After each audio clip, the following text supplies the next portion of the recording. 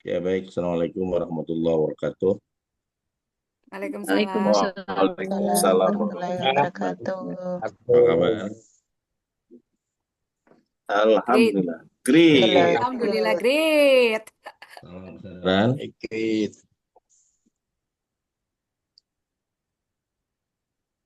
Teman-teman yang great, sahabat-sahabat hebat, Alhamdulillah, wa syukurillah, wa ni'matillah, la khawla wa la quwata illa billah. Pada kesempatan yang Ujung ya. ini, eh, teman-teman yang great, sahabat-sahabat hebat, ya, di Ramadan yang keempat dalam buku Awareness of Ramadan, kita mengaji tentang puasa adalah latihan pelatihan untuk eh, penderitaan sementara ya Pak Selamat.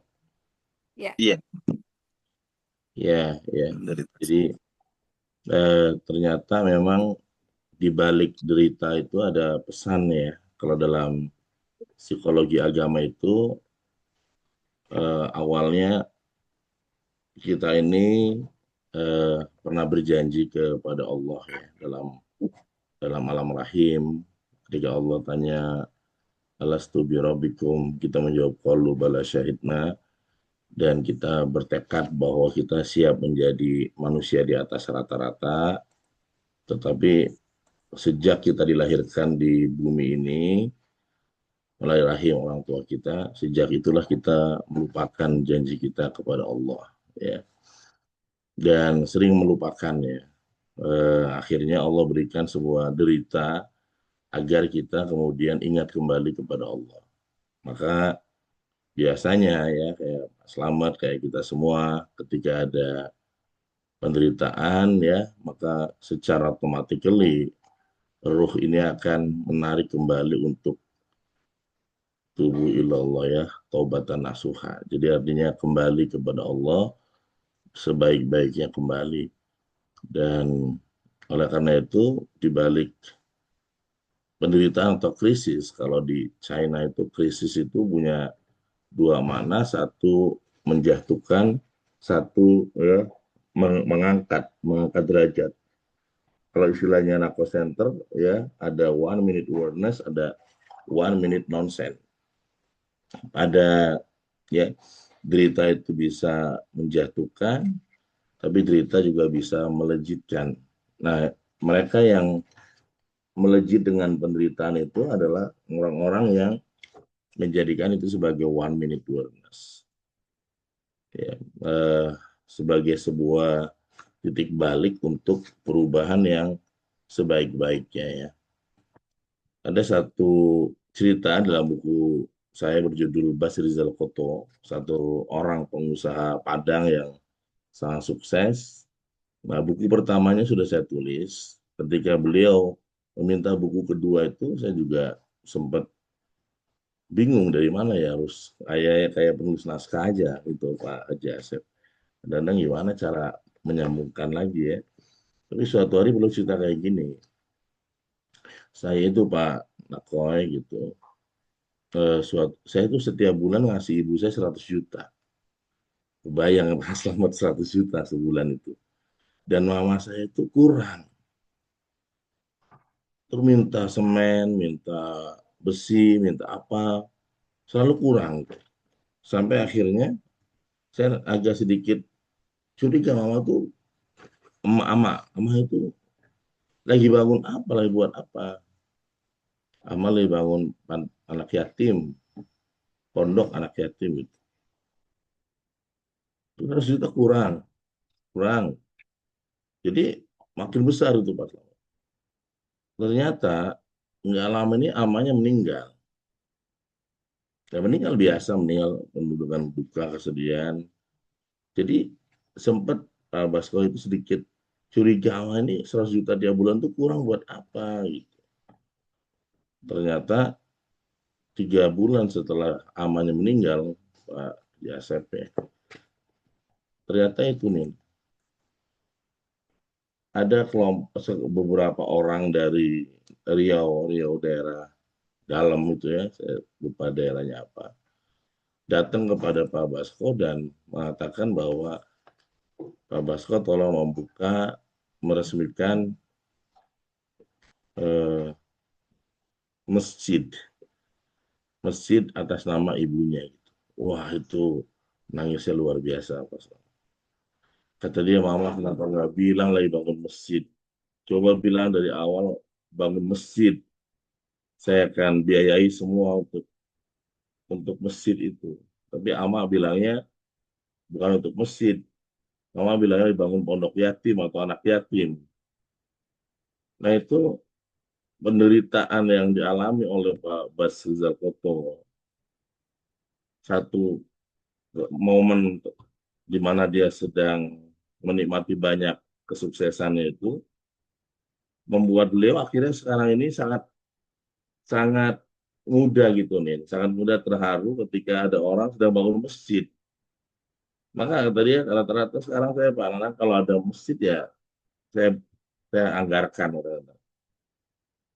ya 100 juta atau berapa. Mengingat bagaimana amak saya yang dulu bangun masjid tapi nggak bilang untuk masjid.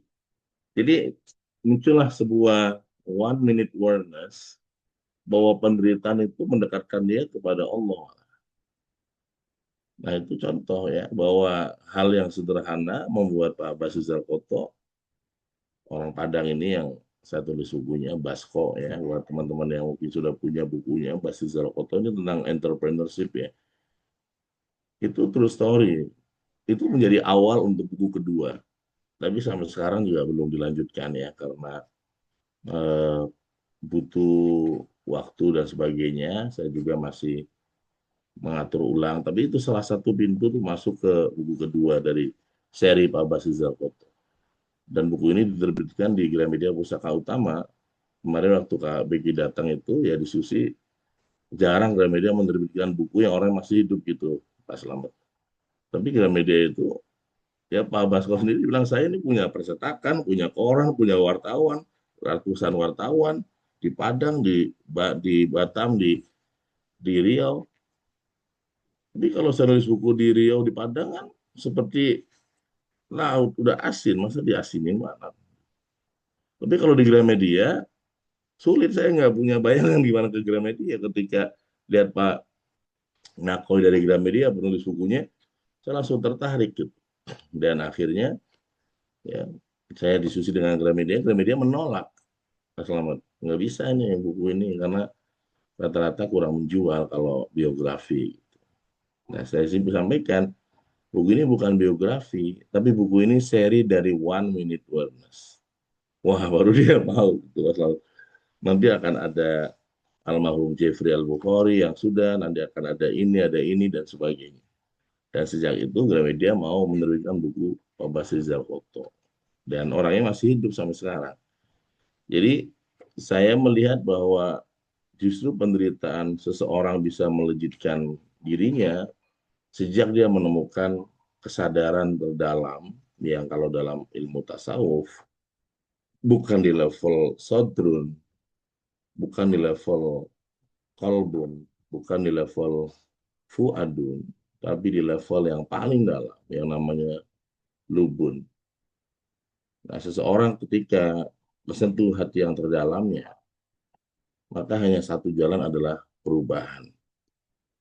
Nah, inilah yang kemudian ketika para sahabat bertanya di mana Allah itu ada ya Rasulullah, Nabi menjawab Allah ada di hati terdalam orang-orang yang beriman. Jadi semoga kita bisa membuka pintu-pintu 1, 2, 3, dan 4 termasuk Lubun ini ya teman-teman hebat. Tapi karena ini sudah jam 4 ya, jadi kita sambung lagi. Dan khusus hari Minggu ini, kita teman-teman yang mau melanjutkan nanti kita sambung di setengah 6 di kajian Seven Awareness ya. Ini sebagian sudah dapat link Zoom-nya. Kita membahas tentang awareness of wisdom, menjadi pemimpin yang bijak ya, menjadi pemimpin yang karismatik ya, dari buku Awareness of Wisdom. Jadi nanti bacanya bukan bukan bukan Dek, Ramadan, tetapi yang ini dibaca bangun. Seven Awareness. Terima kasih untuk teman-teman yang great ya, sudah saling mengingatkan wa tasabil haq wa tasabil sabr. di sesi ini termasuk Ini luhur sama. anak presenter ya. Terima kasih Nin dan teman-teman yang great. Salam kesadaran. Indonesia. Indonesia. Wassalamualaikum Ya. warahmatullahi wabarakatuh. Ya, Waalaikumsalam warahmatullahi wabarakatuh. Ya, MC-nya Pak Asep, sahur, sahur. Coach. Ya silakan Mbak Ayo Pak Asep. Asep. Oh, masih Asep di mute. masih mute. Ya,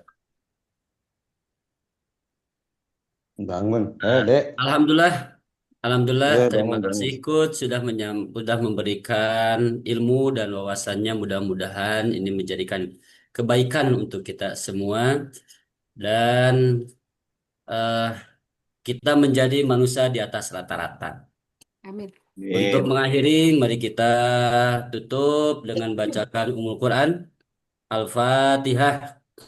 A'udzubillahi minasyaitonirrajim. Bismillahirrahmanirrahim. Alhamdulillahirrahmanirrahim. Ar-Rahmanirrahim. Maliki yaumiddin. Iyyaka na'budu wa iyyaka nasta'in. Shiratal mustaqim. Shiratal ladzina an'amta 'alaihim ghairil maghdubi 'alaihim. Selamat berbuka. Selamat sahur, bukan, bukan.